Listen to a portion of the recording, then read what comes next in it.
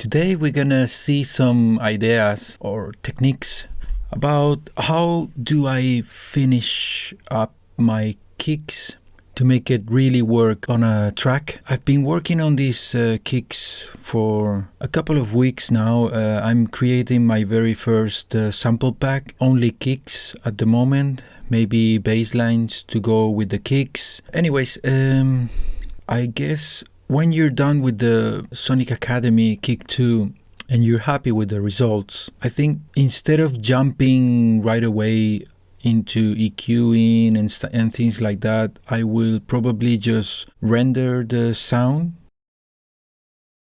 So I rendered out. For the sake of the video, I already did a bit of the process, look into some hi-hats and stuff. So I just simple duplicate the kick before adding any EQ or things like that that can change the phase of the kick, and added a little bit of fade out just to avoid any pops and clicks, and that was more than enough just to fix that lack of mid-range.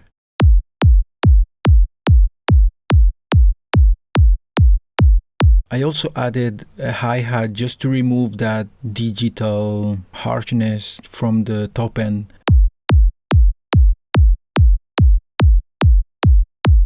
Then I added this limiter clipper drive. They say spectral clipper.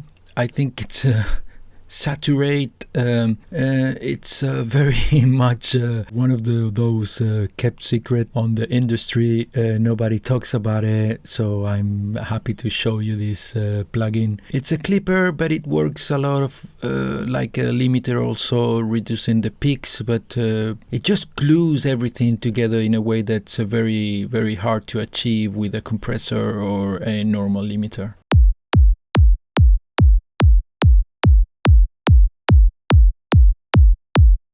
After that, I needed to start working on the subs, so I added R bass. With the R bass, feels like there is that rush that it pushes forward the speaker in a way that I really like it.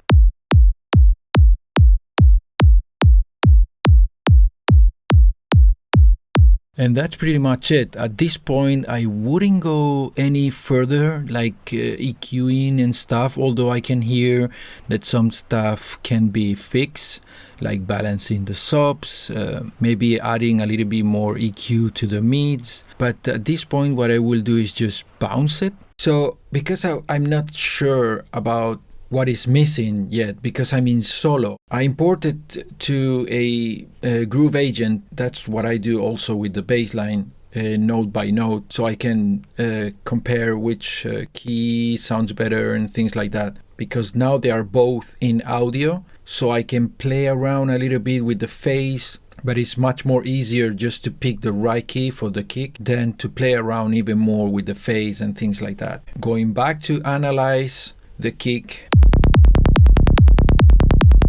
even though in the scope it's showing me some messed up phase alignment, the mood for the kick and bass seems right. So the first thing I did was add this free plugin just to make the phase work a little bit better.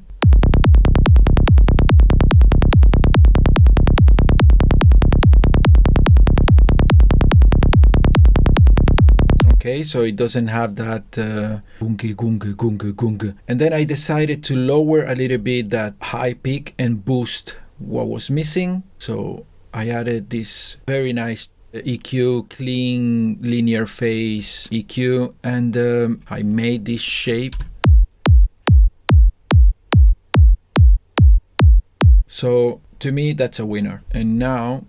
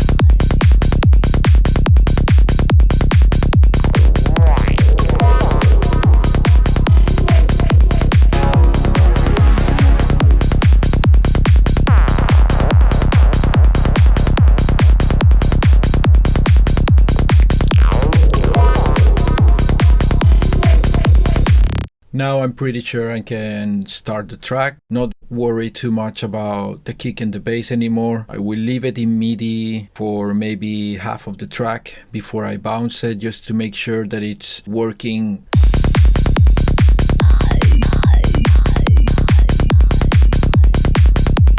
Then I think you're all set for a good starting point. So this is it for today. This is it for this week. I'm sorry I didn't make any content last week, but I promise next week we'll be back with more tricks and more things to learn. And stay safe out there, and I will see you next week.